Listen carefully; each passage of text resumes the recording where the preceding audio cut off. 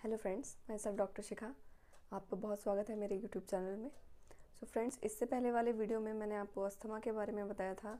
Asthma क्या है और इसके साइन एंड सिम्टम्स, और साथ ही होम्योपैथिक मेडिसिन।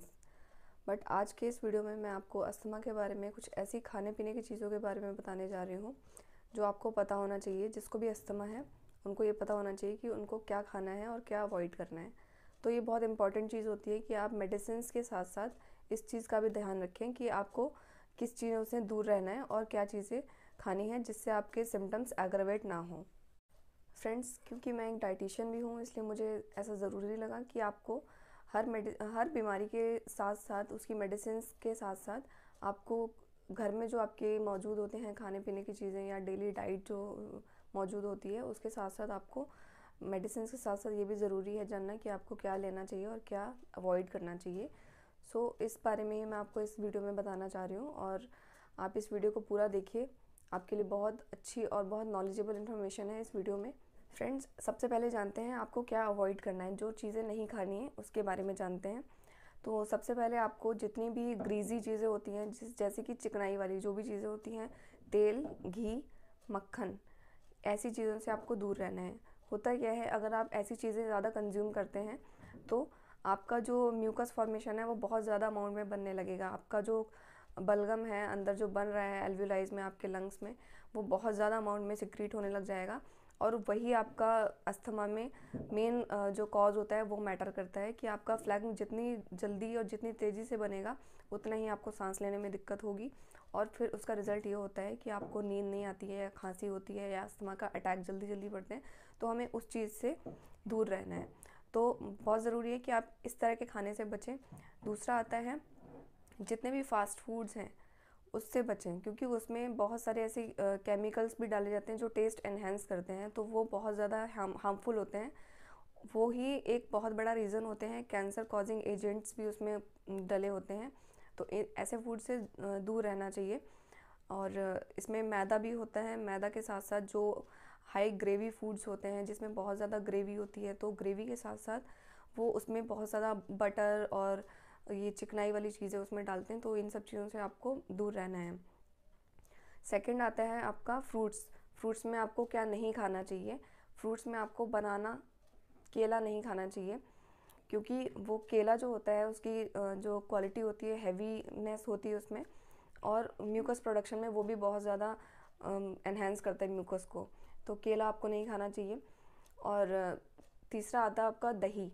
दही को आपको अवॉइड करना चाहिए, और स्पेशली रात को तो बिल्कुल भी नहीं खाना चाहिए, क्योंकि दही की तासीर ठंडी होती है और वो आपको खांसी या कफ कॉज करेगा, और आपका फ्लैग प्रोडक्शन जो कि बलगम होता है वो आपका बढ़ाएगा।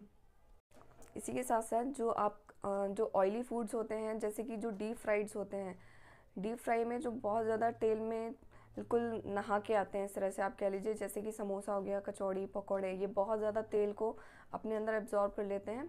तो होता क्या है वही कि आप जब इनको कंज्यूम करते हैं तो ये आपका म्यूकस प्रोडक्शन बहुत ज़्यादा बढ़ा देते हैं। फ्रेंड्स, अगला नंबर आता है आपका मिल्क का। मिल्क आप किस तरह का ले सकते हैं, या पहले बात करते हैं हम नहीं ले सकते हैं, किस तरह का मिल्क आपको नहीं लेना चाहिए। तो आपको बफेलो का मिल्क, भैंस का दूध आपको नहीं लेना चाहिए, क्योंकि भैंस का दूध जो होता है बहुत हैवी होता है और बहुत फैट होता है इसमें। तो बफेलो मिल्क को आपको अवॉइड करना चाहिए। फिफ्थ नंबर पे आता है आपका जितनी भी ठंडी चीज़ें हैं वो आपको सारी अवॉइड करनी पड़ेगी। आइसक्रीम, कोल्ड ड्रिंक या आइस, इन सब से रिलेटेड जो भी चीज़ें हैं या जिस भी डिश में ये सब चीज़ें डाली जाती हैं उनको आपको अवॉइड करना पड़ेगा।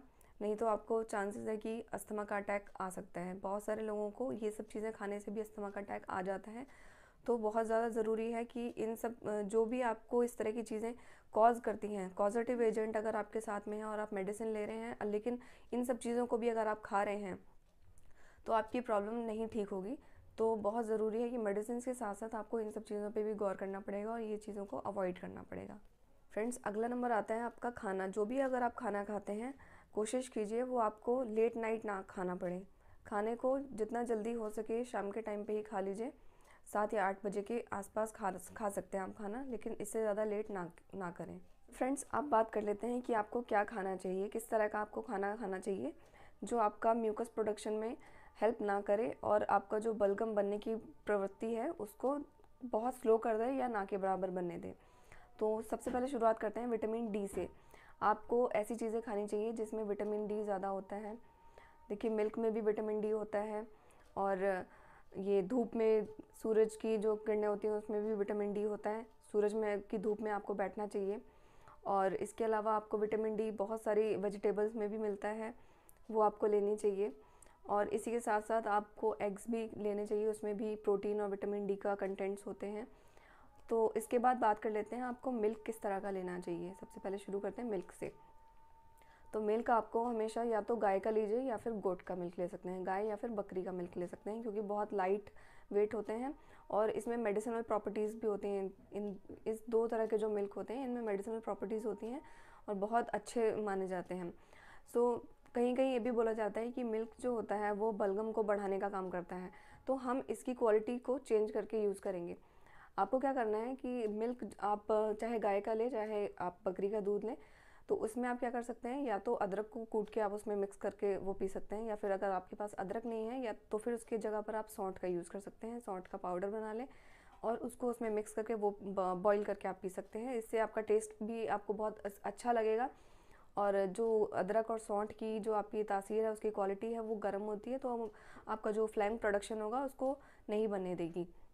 दूसरा ऑप्शन ये है, अगर आपके पास ये सब चीज़ें भी नहीं हैं तो काली मिर्च सबके घरों में मौजूद होती है। तो काली मिर्च 4-5 काली मिर्च लेके उसको अच्छे से पाउडर बना के आप दूध में मिक्स करके वो भी पी सकते हैं, या फिर आप अदरक, सौंठ और काली मिर्च तीनों को भी मिक्स करके पी सकते हैं। अगर इसके साथ साथ किसी का बीपी हाई रहता है, ब्लड प्रेशर किसी को हाई रहता है, तो वो एक ही चीज़ का इस्तेमाल करे, तीनों चीज़ों का इस्तेमाल ना करे। ठीक है, तो ये हो गई आपकी मिल्क की बात। आप मिल्क को इस तरह से चेंज करके उसकी क्वालिटी को यूज़ कर सकते हैं। सौंठ और अदरक की जो क्वालिटी होती है वो आपके रेस्पिरेटरी सिस्टम के लिए बहुत अच्छी मानी जाती है, और होम्योपैथी में अदरक से मेडिसिन भी बनाई जाती हैं। तो आप अदरक का यूज़ कर सकते हैं और इसको दूध में मिलाकर आप पी सकते हैं। ये आपके पूरा रेस्पिरेटरी सिस्टम को जो भी स्वेलिंग होती है उसको बिल्कुल नॉर्मलाइज कर देगी और बहुत सूदिंग इफ़ेक्ट आपको देगी। जो आपको बहुत जैसे कंजेशन अगर आपको लगता था चेस्ट में, आपको लंग्स में, वो आपका बहुत अच्छे से रिलैक्स कर देगी। तो इस तरह से आपको यूज़ करना है मिल्क में ये सब चीज़ें डाल के, तो आपको बहुत अच्छा इसका रिजल्ट मिलेगा। इस ब्लैक पेपर का क्या काम होता है, ये आपका जितना भी म्यूकस अंदर भरा होता है इसको एक्सपेल करने का काम करती है, म्यूकस को बाहर निकलने का काम करती है। तो आप काली मिर्च का भी यूज़ कर सकते हैं। अस्थमा का टॉपिक चल रहा है तो इसमें एक चीज़ बताना बहुत ज़रूरी लगा मुझे। वो चीज़ ये है कि अस्थमा के केस में या फिर और भी जो एलर्जिक डिजीज़ होती हैं उन सब में एक चीज़ कॉमन होती है कि आपको अगर किसी भी चीज़ से एलर्जी हो रही है, या किसी पर्टिकुलर फूड आइटम से एलर्जी है, या पर्टिकुलर एटमॉस्फेरिक चेंज से एलर्जी हो रही है, तो आपको उस जैसे ही आप उस एलर्जिक एटमॉस्फेयर में आते हैं या पर्टिकुलर वो फूड खाते हैं तो आपको अस्थमा का अटैक आ सकता है, या आपको स्नीजिंग शुरू हो सकती है, या कफ शुरू हो सकता है। तो आपको क्या करना है, आपके फूड्स में या आपके खाने पीने में कुछ ऐसी चीज़ें होती हैं जिनसे आपको एलर्जी होती है लेकिन आपको पता नहीं चलता है, क्योंकि हम डेली वेज में ऐसे कुछ चीज़ें खाते रहते हैं जो हमें पता नहीं चलती है, बट हम सफ़र करते हैं। जैसे हम खा लेते हैं तो उससे हमें प्रॉब्लम शुरू हो जाती है। तो ऐसी चीज़ों का आपको ध्यान रखना ज़रूरी है। अगर कोई ऐसी चीज़ है आपके खाने पीने में जो आपको खाने पीने के बाद आपको एलर्जी हो रही है, या अस्थमा का अटैक आ रहा है, या एलर्जी हो रही है, या स्नीजिंग हो रही है, तो आपको उसको कॉन्सेंट्रेट करना पड़ेगा, आपको ध्यान देना पड़ेगा कि आपको किस चीज़ से ये प्रॉब्लम शुरू हो रही है। तो उस तरह का फूड आइटम आपको अवॉइड करना पड़ेगा। ठीक है, जैसे किसी किसी को ग्लूटेन एलर्जी होती है, गेहूं से एलर्जी होती है, तो ऐसे लोग गेहूं नहीं खा सकते हैं, गेहूं की रोटी नहीं खा सकते हैं, तो उनको दूसरा ऑप्शन पे जाना पड़ता है। फ्रेंड्स, सब फ्रूट्स पे आते हैं। आपको किस तरह के फ्रूट्स खाने चाहिए अस्थमा में। आपको ऐसे फ्रूट्स खाने चाहिए अस्थमा में जिनके अंदर विटामिन ए, विटामिन सी और एंटीऑक्सीडेंट्स होते हैं। तो अब हमें ये चीज़ें किस में मिलेंगी, आपको पपाया में मिलेंगी ये चीज़ें, कैरेट्स में मिलेंगी, आंवला में मिलेगी। ठीक है, इस तरह की चीज़ें आप खाइए। और ऑरेंज भी आप खा सकते हैं। ऑरेंज के लिए एक कंडीशन ये मैटर करती है, अगर मान लीजिए बारिश का सीज़न है सर्दियों में, तो सर्दियों में ही ऑरेंजेस आते हैं। अगर बारिश का सीज़न हो रहा है या बहुत ज़्यादा डैम्प वेदर हो रहा है तो उस दिन आप ना खाएं। कोशिश कीजिए अगर जिस दिन धूप निकली हो तो उस दिन आप ऑरेंज खा सकते हैं, क्योंकि ऑरेंज बहुत जल्दी किसी किसी को रिएक्शन दे देता है। अगर वो खाते हैं ऐसे मौसम में, नमी वाले मौसम में अगर ऑरेंज खाते हैं और उनको अस्थमा है तो उनको अटैक आने के चांसेस ज़्यादा होते हैं। तो इन सब चीज़ों से आपको थोड़ा बचना पड़ेगा। फ्रेंड्स, पपाया, कैरेट्स और ये ऑरेंजेस, आंवला, ये ऐसे फ्रूट्स हैं और वेजिटेबल्स हैं जो आपकी इन्फ्लेमेशन, जो आपके लंग्स में इन्फ्लेमेशन हो रही होती है, सूजन आ गई होती है, इसको ये धीरे धीरे कम करते हैं। और फ्रेंड्स, इसके अलावा हमारे किचन में कुछ ऐसी चीज़ें हैं, कुछ ऐसे मसाले भी हैं जिनका यूज़ करके आप बहुत हद तक अस्थमा से रिलीफ ले सकते हैं। सबसे पहले इसमें नाम आता है हनी का, हल्दी का। इसके बाद हल्दी आप यूज़ कर सकते हैं। इसके बाद लहसुन और तेज पत्ता, दालचीनी, सौंठ, अदरक। ये चीज़ें ऐसी हैं जो हर किसी के किचन में आपको मिल जाएंगी। आप इन सब चीज़ों का यूज़ करिए। तेज पत्ता और ये लहसुन वगैरह आप अपने खाने में, सब्जी में भी डाल सकते हैं, और इसका आप यूज़ करेंगे तो आपको बहुत अच्छा और सूदिंग इफेक्ट मिलेगा। ये सब चीज़ें क्या करती हैं, एंटी इन्फ्लेमेटरी एजेंट्स होते हैं। अंदर की जो सूजन है आपकी आ गई है, एल्विलाइज में आपकी जो सांस लेने की नली है इसमें सूजन आ गई है, कफ भरा रहता है, कंजेशन फीलिंग होती है आपको, तो ये सब चीज़ों में आपको बहुत अच्छे से काम करेंगी। इन्फ्लेमेशन को, सूजन को कम करेगी, और जो बलगम है, म्यूकस प्रोडक्शन हो रहा है, उसको बाहर निकालेगी।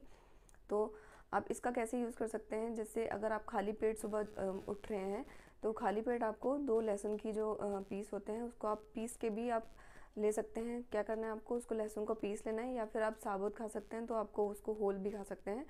तो इसको आपको 2 गिलास गुनगुने पानी के साथ लेना है। आप लहसुन को पीस लीजिए, आप उसको थोड़ा सा च्यू कर लीजिए, चबा लीजिए, और उसके बाद उसके ऊपर 2 गिलास गुनगुना पानी पी सकते हैं। ये आपको बहुत अच्छा असर दिखाएगा। और चाहे तो उसमें थोड़ा सा शहद भी डाल सकते हैं। शहद की तासीर गर्म होती है, बहुत अच्छा इफेक्ट देता है शहद, तो उसके साथ आप यूज़ कर सकते हैं। दूसरा एक और नुस्खा है, आप काली मिर्च लेके उसको शहद में मिक्स करके एक पेस्ट बन जाएगा, वो आप चम्मच से खा लीजिए। उसके ऊपर आप 2 गिलास फिर गुनगुना पानी पी सकते हैं। जो भी चीज़ें मैं आपको बता रही हूँ, ये आपको सारी चीज़ें नहीं करनी है। इनमें से जो चीज़ आपको अच्छी लगे, आपको सूट करे और ईजिली अवेलेबल हो जाए, वही चीज़ें आपको करनी है। सारी चीज़ें अगर आप करेंगे तो थोड़ा थ्रोट में आपको इरिटेशन कर देगा, क्योंकि थोड़ी पंजेंट हैं, सारी तीखी हैं चीज़ें और बहुत गर्म में हैं तासीर में। तो आपको कुछ ही चीज़ों का यूज़ करना है, 1 या 2 चीज़ों का, ठीक है। तो ये सब चीज़ों का आपको यूज़ करना है। इसके अलावा आपको क्या करना है कि कोशिश कीजिए कि डेली आप धूप में बैठिए। 15 मिनट आप धूप में बैठ सकते हैं। जिनको भी अस्थमा है या जो भी कोल्ड से, इन्फ्लुएंजा से, जिनको भी फ्लू जल्दी जल्दी हो जाता है, तो उनको धूप में बैठना बहुत ज़रूरी होता है डेली। इसी के साथ साथ फ्रेंड्स, एक और ऐसी चीज़ है जो आपको अस्थमा में बहुत अच्छा इफ़ेक्ट देगी और आप अच्छे से सो पाएंगे।